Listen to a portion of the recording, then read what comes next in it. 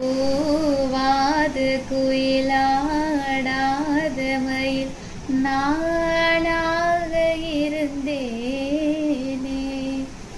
பூவோடு வரும் காற்றாக என்னை நீ சேர தெளிந்தேனே. ஆதாரம் அந்த தேவன் நானே சேர்ந்தாய் இந்த மானை.